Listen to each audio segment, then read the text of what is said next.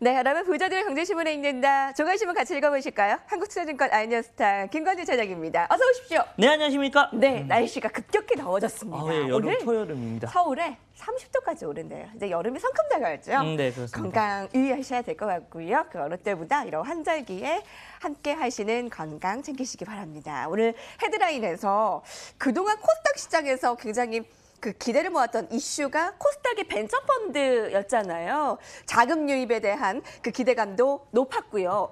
근데 한 2달이 지났는데 이 코스닥 벤처펀드에 대한 이제 부작용이 드러나고 있습니다. 시장에 왜곡을 나타내고 있다는 시각까지 있고요. 좀비를 살리고 개인 투자자를 울릴라. 이런 헤드라인 어떻게 주목해야 되나요? 우선은 그렇습니다. 지금 현재 돈은 있습니다. 그런데 투자할 대상이 많이 없다라는 거다라는 얘기를 해드리겠습니다. 실제 벤처펀드 같은 경우가 지금 두 가지 어떻게 보면 대표적으로 투자를 할 수 있습니다. 바로 공모주들을 우선적으로 배정을 받는다는 이런 이슈, 그리고 또 매장님 펀드 등 어떻게 보면 파생 어떻게 보면 이런 채권들이다라고 생각을 하시면 됩니다. 근데 사실은 파생 그런 채권을 발행하는 애들이 그렇게 좋은 회사들은 아닙니다. 아닐 가능성이 좀 큰데 실제적으로 금리가 엄청 낮아져 버렸습니다. 왜냐하면 서로 투자를 하고 싶다고 난리니까 자, 우리 그럼 이렇게만 할래 이렇게만 할래 금리가 많이 낮아져 있는 효과가 나타나고 있는 것 같고요. 공모주 같은 경우도 실제로 조금 좋은 회사들 어떻게 보면 좀 가치가 있는 회사들한테 좀 베팅이 많이 돼야 되는데 지금 자체는 수요가 너무 많다 보니까 그냥 무조건 묻지 마, 야 그냥 무당 우리 가격 되지도 않았고 무조건 살래라고 이런 식의 흐름이 나와버리면서 가격 왜곡 현상이 좀 나타나고 있는 게 아닌가라는 얘기를 드리겠습니다. 예, 오늘 이슈 가운데 IT, LG전자가 눈높이가 너무 높다라는 시각에 LG전자 오늘 하락세고요. 이슈는 나쁘진 않은데 로봇의 꽃이 LG전자가 로봇스타에 이어 인재 확보도 속도를 내고 있다. 펀더멘털은 나쁘지 않다라는 것인데 오늘 SK하이닉스도 장 시작하자마자 네, 그렇죠. 뭐 한 2, 3% 떨어지면서 시작을 했죠. LG전자도 그렇고 오늘 IT 뭐 어떤 소식 들리나요? 우선은 뭐 가장 큰 얘기는 바로 이 마이크론에 대한 얘기입니다. 사실은 최근에 마이크론에서 우리 앞으로도 반도체 수요가 좋을 거야라고 얘기를 하면서 좀 긍정적인 이런 우리한테 장밋빛 이런 미래를 보여줬던 게 사실이었다는 얘기를 했는데 실제적으로는 지금 현재 어제 뭐 모건 스탠리 쪽에서는 야 별로 안 좋아 걔들 이런 이슈가 나와버리면서 마이크론이 급락이 나와버렸습니다. 이런 이슈들 이런 이야기가 나와버리면서 반도체 라인이 좀 별로 안 좋게 나오고 있다는 얘기를 해드리겠고요. 이런 이슈 때문에 오늘 하이닉스 같은 경우는 많이 빠졌었는데 삼성전자도 아침에는 빠졌다가 다시 올라와 주는 이유는 뭐냐면 결국은 삼성전자는 좀 우리나라의 대표주다라는 이런 이슈들 그리고 반도체뿐만 아니라 가전이나 여러 가지 이슈를 같이 하기 때문에 좀 다르게 차별화가 좀 되고 있는 거 아닌가라는 얘기를 해드리겠고요. 하이닉스 같은 경우는 지금 현재 가격 바로 9만 원대 라인이 지지가 되느냐 안 되느냐 이게 가장 중요한 흐름일 것이다라는 얘기를 드리겠습니다. 9만 원 여부 오늘 SK하이닉스 잘 살펴보시고요. SK하이닉스와 LG전자 오늘 좀 눌려가고 있네요. 오늘 첫 번째 본격적인 이슈는 북한 이슈부터 보겠습니다. 트럼프 대통령의 복심이라고 얘기되는 이 폼페이오 장관과 김정은 위원장의 최측근 김영철 부위원장이 만났는데 6.12 북미 정상회담의 성공적인 것을 얘기를 하면서 김정은의 대담한 결단이 필요하다라는 판단들, 이 고위급 회담에 대한 결과가 기대 이상이었다라고 얘기를 하고 있는데요. 폼페이오 140분 뉴욕 담반회 이런 얘기를 했어요. 좋은 진전이 있었다. 북한과 세계가 북비핵화로 큰 이익을 볼 것이다.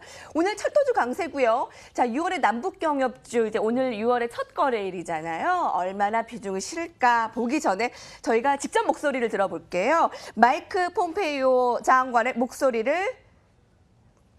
준비가 되어 있나요? 네, 함께 들어보시죠. The proposed summit offers a historic opening for President Trump and Chairman Kim to boldly lead the United States and the DPRK into a new era of peace, prosperity, and security. Our two countries face a pivotal moment in our relationship in which it could be nothing short of tragic to let this opportunity go to waste.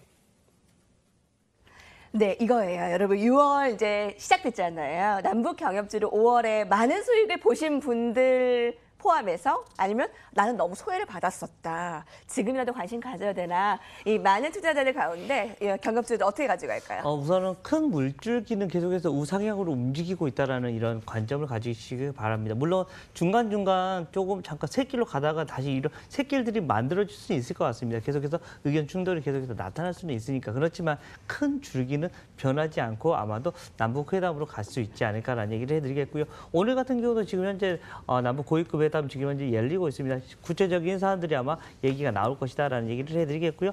우선은 가장 먼저 할 거 뭐다? 바로 인프라 관련된 이슈가 나타날 수밖에 없다. 계속해서 인프라 관련된 주식들이 나타난 다음에 또 다른 것들 그동안 좀 곽광을 받지 못했던 것에 대한 이런 선별적인 이런 이슈들은 나오겠지만 여전히 가장 강한 것은 결국은 인프라 관련된 이슈가 나타날 수 있지 않을까라는 얘기를 해드리겠고, 크게 보자. 뭐 좀 작게 보지 말고 크게 남북 경협주를 보셔야 되는 이런 시기다라는 얘기를 드리겠습니다. 네, 여러분 간밤에 뉴욕 증시 일제히 하락했잖아요. 이탈리아의 혼란을 넘자 다시 무역 전쟁의 공포. 이 무역 전쟁이라고 하면 철강과 알루미늄에 각각 25%, 10% 관세를 부과하기로 네, 했는데 그렇죠. 과연 이 이탈리아 혼란을 다 넘은 것이라고 볼 수는 없겠죠. 아마 특집으로 많이 보셨겠지만 오늘 한 번 더 봅니다. 하루 사이에 200%나 오른 국채금리, 이탈리아 2년물 금리 26년 만에 최대폭으로 저 초록색의 가파른 금리 상승, 저게 바로 200% 넘는 폭등 2.738%를 기록했는데요. 마이너스 0.167에 머물던 불과 한 달 전 시절에는 상상할 수 없는 이 수준입니다. 이탈리아 증시 충격을 받고 있고요. 국채금리 26년 만에 최대폭 상승에 국가 신용등급 강등 위기 불안감에 떨고 있습니다. 국가 부채 문제도 심각해 이탈리아가 국가부도 사태를 맞았던 제2의 그리스가 이탈리아가 될 수 있다라는 전망. 그러니까 이탈렉시트 우려 제기되는데요. 이게 제2의 그리스가 될까? 이게 지금 핵심이 아닐까 싶네요. 네, 그렇습니다. 우선은 뭐 그리스 같은 경우는 우리 자꾸 이러면 우리 탈퇴할 거야라는 얘기가 많이 나왔었습니다. 그런데 지금 현재 이탈리아 같은 경우는 그런 모습은 아닌 것 같다라는 거 얘기를 해드리겠고요. 우리 유로존은 탈퇴하지는 않을 거야라는 얘기가 많이 나온 것 같다라는 거. 우선 지금 현재 주도권을 잡고 있는 쪽에서 그런 식으로 나오고 있으니까 너무 걱정하시지 말자라는 얘기를 해드리겠고요.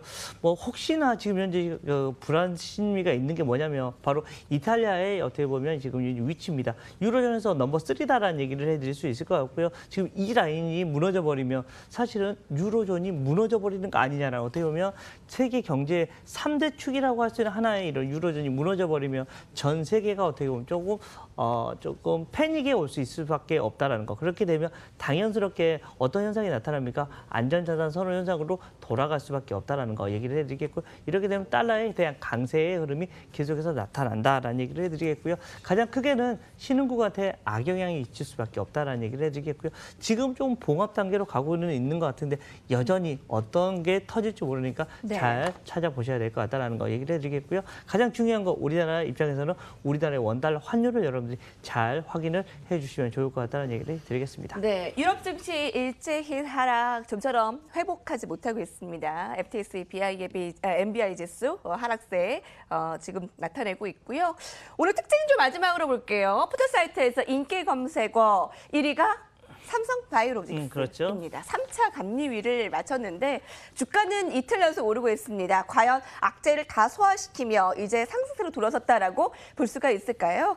증권사물거래위원회는 오는 7일 삼성바이오로직스 안건 본격 심의할 예정입니다. 시민단체가 뿔이 났어요. 삼성바이오로직스 상장은 사기라며 이재용 등을 고발했다라고 하는데 이런 악재 속에서도 오늘 반등 어떻게 볼 수 있을까요? 자, 우선은 뭐 지금 현재 시장에서 삼바 춤을 추고 있지 않나라는 얘기를 해드리겠습니다. 우리가 삼성바이오로직스를 삼바 이렇게 얘기를 많이 하는데 우리 아나운서님도 삼바 같은 거 춤을 잘 추실 것도 같은데 실제로 시장에서도 이 삼바 춤을 추고 있지 않나라는 얘기를 해드리겠습니다. 어떻게 보면 불확실성이 제거가 되는 겁니다. 지금 현재 얘기가 나오고 있는 것은 히든카드를 아마 금감원쪽이 쫙 내보일 거라고 얘기를 많이 했었습니다. 근데 하나도 나오고 있지 않는 것 같다는 거 얘기를 해드리겠습니다. 어떻게 보면 그냥 과징금 정도로 마무리가 되지 않을까라는 얘기를 할 수 있을 것 같고요. 다음 주 목요일 날 우선은 증선위에서 어떤 이야기를 낼 수도 있고 아니면 조금 한 단계 두 번, 뭐 두세 번 더 이렇게 회의를 거친 다음에 땅땅땅 이런 결론을 낼 수는 있을 것 같습니다. 그렇지만 어찌됐든 지금 현재 시장의 분위기로서는 긍정적인 이런 이슈들이 훨씬 더 많이 나오고 있다는 그래요? 얘기를 해드릴 수가 네. 있을 것 같고요. 주가 라인들은 아마도 다시 한번 우상향해 줄 수 있지 않을까라는 얘기를 예. 해드립니다. 삼성바이오로직스의 주주들이 쌈받춤을 추려면 다시 회귀를 하고 조금 더 추가 상승이 있어야 네, 되겠죠. 그렇죠. 네, 좀 기대 모으고 있는 오늘 뷰였네요. 자, 부자들의 경제신문에 읽는다. 우리 여기까지 봅니다.